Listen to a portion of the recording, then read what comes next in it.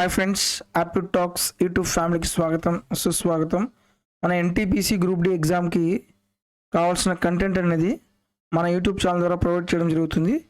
So ఆ syllabus ఏదైతే ఉందో ఆ సిలబస్ తీసుకొని ఆ సిలబస్కి సంబంధించిన మొత్తం కంప్లీట్గా ప్రీవియస్ ఇయర్ క్వశ్చన్స్ తీసుకొని మీకు చాప్టర్ వైజ్గా డివైడ్ చేసి ఎగ్జామ్ పాయింట్ ఆఫ్ వ్యూలో ఎటువంటి కంటెంట్ ఇస్తే మీకు యూజ్ అవుతుందో అటువంటి కంటెంట్ నేను మీకు ప్రొవైడ్ చేస్తున్నాను. సో ఈ సిరీస్ అనేది దాదాపు అన్ని రైల్వే ఎగ్జామ్కి యూజ్ అవుతుంది. ఎందుకంటే ఎన్టీపీసీ లెవెల్ అంటే హైయెస్ట్ లెవెల్. ఇది రైల్వే ఎగ్జామ్లో దాదాపు అన్ని లెవెల్స్ అనేవి కవర్ అవుతాయి అన్నమాట. ఇందులో ఆల్రెడీ ఈ సిరీస్లో మీకు నెంబర్ సిస్టము అలాగే LCM and HCF topic complete చేశాను. మెన్సురేషన్ 2D కూడా కంప్లీట్ అయిపోయింది. ఈ వీడియోలో మెన్సురేషన్ 3D అనేది స్టార్ట్ చేయబోతున్నాను, వీడియో నెంబర్ 1. సో ఇందులో ఏంటంటే నేను ఎక్కువగా రిపీట్ అయ్యే క్వశ్చన్స్ తీసుకున్నాను. సేమ్ మోడల్ క్వశ్చన్స్ మళ్ళీ ఎగ్జామ్లో రిపీట్ అయితే మీరు ఫ్రాక్షన్ ఆఫ్ సెకండ్స్లో ప్రాబ్లమ్స్ అనేవి చాలా ఈజీగా సాల్వ్ చేయొచ్చు. సో మీకు కావాల్సిన కంటెంట్ నేను ప్రొవైడ్ చేస్తున్నాను. సో మీరు చేయాల్సిందల్లా ఏంటి అంటే మన YouTube channel aptitude talks YouTube ఛానల్ని ఫస్ట్ సబ్స్క్రైబ్ చేసుకోండి, అలాగే పక్కనే ఉన్న బెల్ ఐకాన్ని ప్రెస్ చేయండి. సో మన యూట్యూబ్ ఛానల్ ద్వారా నేను చాలా మంచి అప్డేట్స్ మీకు ప్రొవైడ్ చేస్తాను. ఏ ఒక్క అప్డేట్ మీరు మిస్ అవ్వకుండా ఉంటారు, అందుకని మీరు బెల్ ఐకాన్ని ప్రెస్ చేయండి. ఆల్రెడీ మీరు ఒక్కసారి ప్లేలిస్ట్లో చూస్తే కంప్లీట్గా రైల్వే ఎగ్జామ్కి కావాల్సిన కంటెంట్ నేను ఆల్రెడీ ప్రొవైడ్ చేశాను. మొత్తం ప్లేలిస్ట్లో ఉన్నాయన్నమాట. మీరు ఒక్కొక్క వీడియో వెళ్ళి మొత్తం చూసేయండి. సో డెఫినెట్గా మీకు చాలా యూజ్ అవుతుంది. ఫస్ట్ మనం మెన్సురేషన్ 2Dలో అసలు ప్రిజం అంటే ఏంది డిస్కస్ చేసి దానికి సంబంధించిన ఫార్ములాస్ అనేవి ఎలా రాయాలి అనేది నేను క్లియర్గా ఎక్స్ప్లెయిన్ చేస్తాను. మెయిన్గా ప్రిజం అంటే మనకు టాప్లో బాటంలో రెండు సేమ్ ఫిగర్స్ ఉండాలి. టాప్లో సర్కిల్ ఉంది, బాటంలో కూడా సర్కిల్ ఉంది. ఇక్కడ టాప్లో ఇక్కడ ఏముంది, హెగ్జాగాన్ ఉంది. ఇక్కడ బాటంలో కూడా ఇక్కడ ఏముంది, హెగ్జాగాన్ ఉంది. ఇక్కడ టాప్లో ట్రయాంగిల్ ఉంది, బాటంలో కూడా ట్రయాంగిల్ ఉంది. సో టాప్లో ఇక్కడ ఏముంది, స్క్వేరు. బాటంలో కూడా ఇక్కడ మనకి ఏముంటుంది, స్క్వేర్ ఉంటుంది. సో టాప్లో బాటంలో రెండు ఏవైతే ఫిగర్స్ ఉంటాయో వాటిని ఏమంటారు, ప్రిజం అంటారు.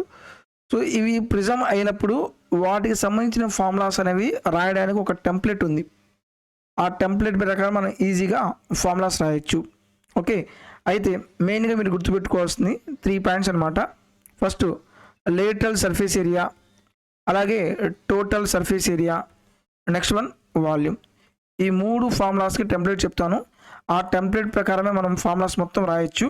అంతేగాని మీరు ప్రతిసారి ఫార్ములాస్ బై హార్ట్ చేయాల్సిన పని లేదు. ఓకే, 2Dకి 3Dకి డిఫరెన్స్ చూడండి. 2Dలో మనకు ఓన్లీ 2 వేరియబుల్స్ ఉంటాయి, 3Dలో 3 వేరియబుల్స్ ఉంటాయి. 2Dలో ఏ వేరియబుల్స్ ఉంటాయి, లెంత్ బ్రెడ్త్ ఉంటుంది. 3Dలో లెంత్ బ్రెడ్త్ పాటు ఏముంటుంది, హైట్ ఉంటుంది. Okay, so lateral surface area అంటే ఏం తీసుకోవాలి, ఫస్ట్ బేస్ యొక్క పెరిమీటర్ తీసుకోండి. పెరిమీటర్ ఆఫ్ బేస్ బేస్ తీసుకోవాలి. సో 3Dలో ఎక్స్ట్రాగా వచ్చిన వేరియబుల్ ఏంటిది, హైట్. కాబట్టి హైట్ తోటి మల్టిప్లై చేయండి. సో మనం లేటరల్ సర్ఫేస్ ఏరియా అంటే ఏం రాయాలి, బేస్ యొక్క పెరిమీటర్ తీసుకోండి, దాన్ని హైట్తో మల్టిప్లై చేయండి. నెక్స్ట్ టోటల్ సర్ఫేస్ ఏరియా అంటే ఏంది, చూడండి. టోటల్ సర్ఫేస్ ఏరియా అంటే లేటరల్ సర్ఫేస్ ఏరియా తీసుకోవాలి, దాంతోపాటు టాప్లో ఉన్న ఫిగర్ యొక్క ఏరియా తీసుకోవాలి, బాటంలో ఉన్న ఫిగర్ యొక్క ఏరియా తీసుకోవాలి. ఈ మొత్తం తీసుకుంటే మనకి ఏమొస్తుంది, టోటల్ సర్ఫేస్ ఏరియా వస్తుంది. అలాగే వాల్యూమ్ అంటే ఏం తీసుకోవాలి, వాల్యూమ్ అంటే ఫస్ట్ ఏరియా ఆఫ్ బేస్ తీసుకోండి. తర్వాత ఎక్స్ట్రా వేరియబుల్ ఏముంది, హైట్ ఉంది కాబట్టి హైట్తో మల్టిప్లై చేయండి. సో ఈ 3 పాయింట్స్ని బేస్ చేసుకుని మనం కంప్లీట్గా 3Dలో ఉన్న ఫార్ములాస్ అనేవి దాదాపు చాలా ఈజీగా రాయొచ్చు అనమాట. సో ఇక్కడ చెప్పే పాయింట్స్ జాగ్రత్తగా వినండి, అన్న ఫార్ములాస్ అనేవి బై హార్ట్ చేయొద్దు. ఈ 3 పాయింట్స్ని యూజ్ చేసి మనం ఫార్ములాస్ రాద్దాం. ఫస్ట్ 3D ఫిగర్ ఏంటిదంటే క్యూబ్. సో క్యూబ్లో ఆ ప్రాపర్టీస్ ఏమున్నాయి, ఆల్ సైడ్స్ ఈక్వల్, లెంత్ ఈక్వలే, బ్రెడ్త్ ఈక్వలే, హైట్ కూడా ఈక్వలే, మొత్తం ఈక్వల్ అనమాట. ఇప్పుడు మనం లేటరల్ సర్ఫేస్ ఏరియా అంటే ఎలా రాస్తాం, లేటరల్ సర్ఫేస్ ఏరియా అంటే ఏం చెప్పాను నేను, ఇక్కడ బేస్లో మనకేముంది, బేస్లో స్క్వేర్ ఉంది, టాప్లో కూడా స్క్వేరే ఉంది. బేస్గా లేటరల్ సర్ఫేస్ ఏరియా అంటే perimeter of the base square కదా, స్క్వేర్ యొక్క పెరిమీటర్ ఎంత, 4A, హైట్ కూడా ఏనే, దట్ ఈజ్ ఈక్వల్ టు ఎంత, 4A square. Lateral surface area ఇది. టోటల్ సర్ఫేస్ ఏరియా అంటే ఏం తీసుకోవాలి, లేటరల్ సర్ఫేస్ ఏరియాతో పాటు top area plus bottom area. Lateral surface area ఎంత 4a స్క్వేర్. టాప్లో స్క్వేర్ ఉంది కాబట్టి ఏ స్క్వేరు, బాటంలో కూడా స్క్వేర్ కాబట్టి a square, that is equal to 6a square. అలాగే వాల్యూమ్ తీసుకోండి. వాల్యూమ్ అంటే ఏం చేయాలి, ఏరియా ఆఫ్ బేసే కదా, ఏరియా ఆఫ్ స్క్వేర్ ఎంత a square, height a, that is equal to a cube అవుతుంది. నెక్స్ట్ డయాగ్నల్ తీసుకోండి. Diagonal, so diagonal of a square ఎంత అవుతుంది, √2 ఇంటూ ఏ, 2 వేరియబుల్స్ కాబట్టి. ఇక్కడ 3 వేరియబుల్స్ ఉన్నాయి కాబట్టి ఏమవుతుంది, √3 ఇంటూ ఏ అవుతుంది. సో ఇవి క్యూబ్కి సంబంధించిన ఫార్ములాస్. నెక్స్ట్ డయాగ్రామ్ ఏంటిది, క్యూబాయిడ్ అనమాట. సో క్యూబాయిడ్లో మనకు బాటంలో టాప్లో ఏముంటుంది, రెక్టాంగిల్ ఫిగర్ ఉంటుంది. ఏముంటుంది, రెక్టాంగిల్.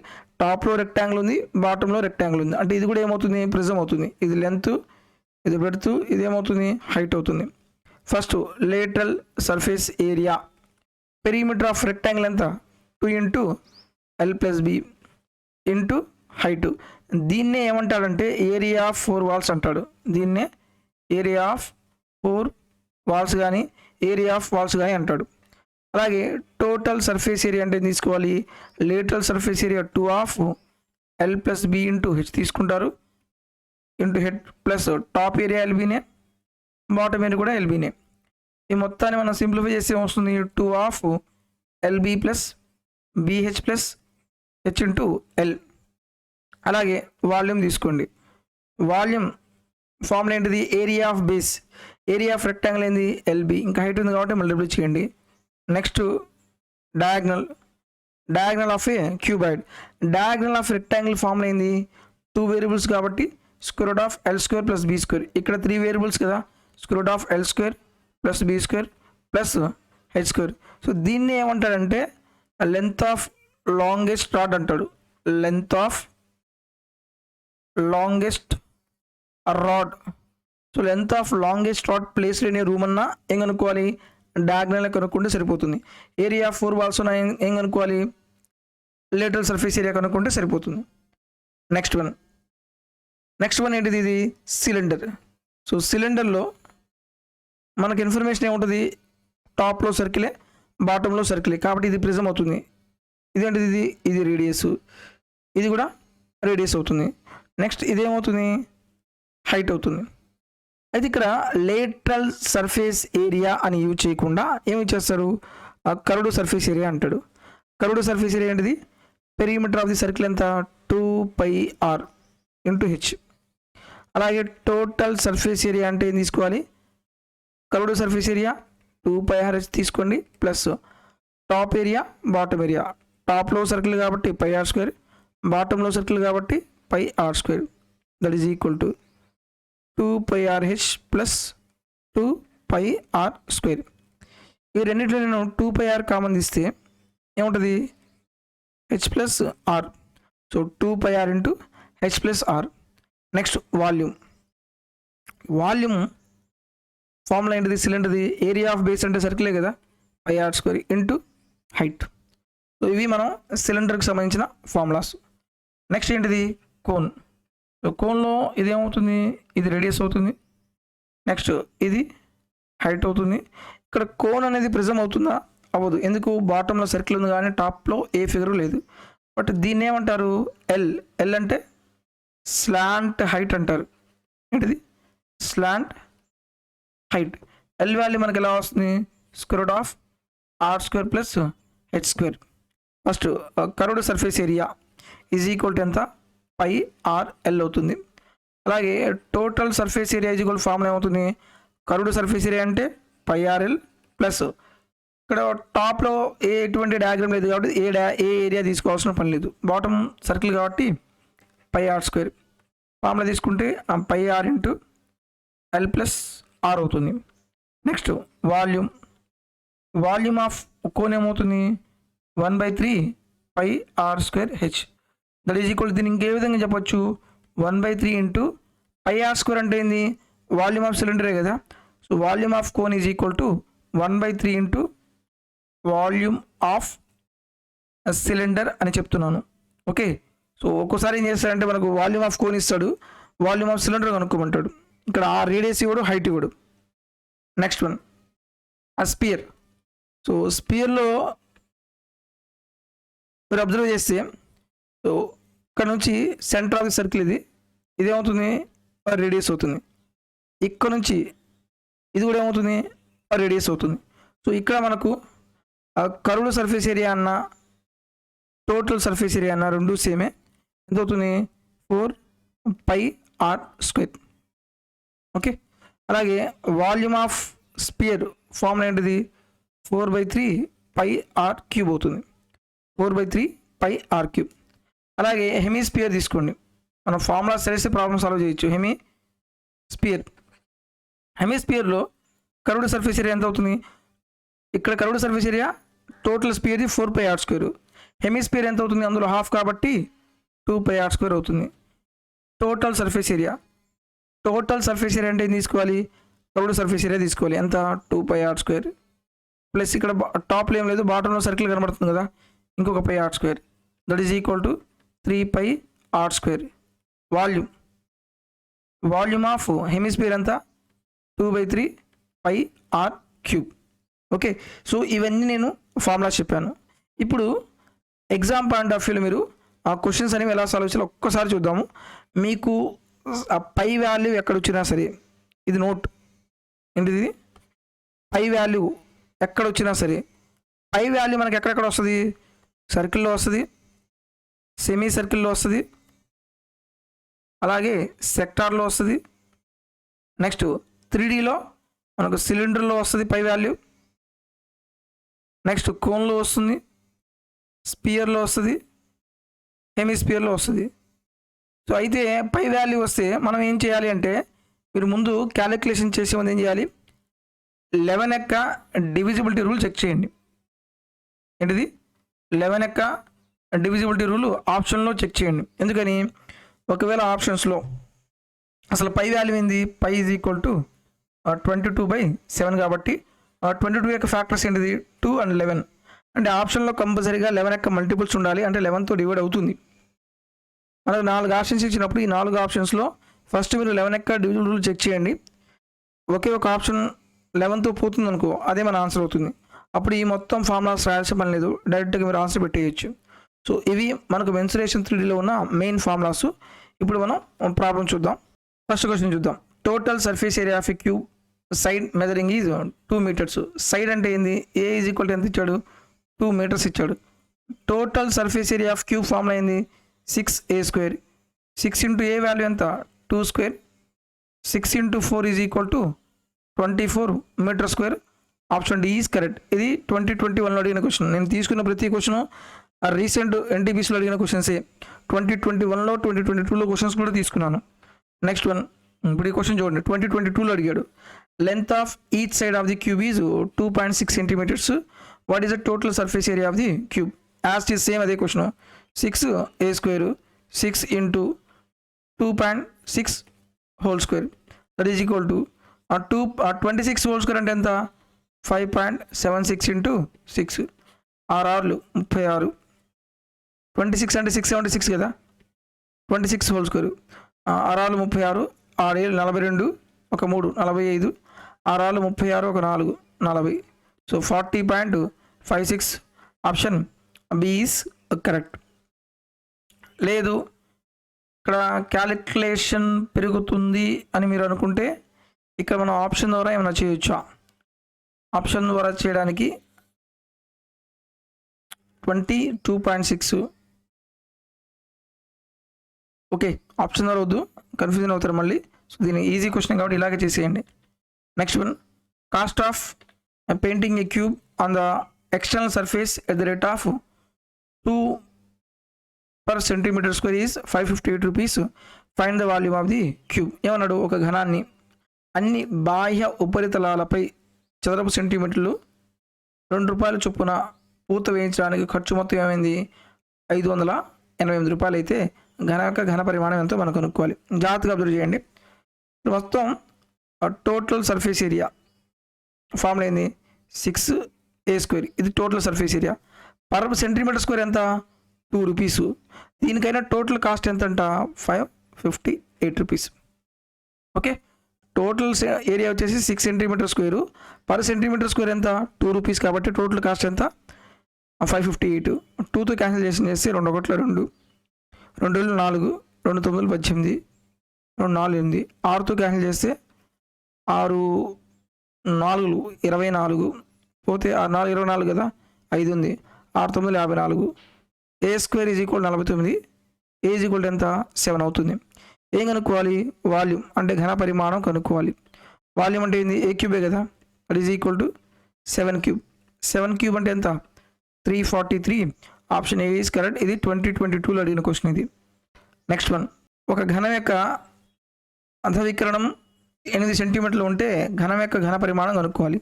ఆ క్యూబ్ యొక్క డయాగ్నల్ ఏమవుతుంది? √3 × a ఈజ్ ఈక్వల్ టు ఎంత 8 √3. ఈ √3 క్యాన్సిల్. ఏ వాల్యూ ఎంత 8 వచ్చింది. ఏం కనుక్కోవాలి? వాల్యూమ్ అంటే ఏ క్యూబే కదా, 8 cube that is equal to 512 centimetre cube. Option c is correct.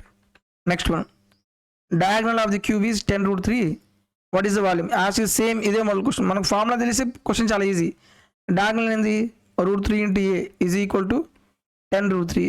√3 cancel. A value ఎంత 10 వచ్చింది. వాల్యూమ్ అంటే a cube is equal to 10 cube that is equal ఎంత వస్తుంది 1000 సెంటీమీటర్ క్యూబ్.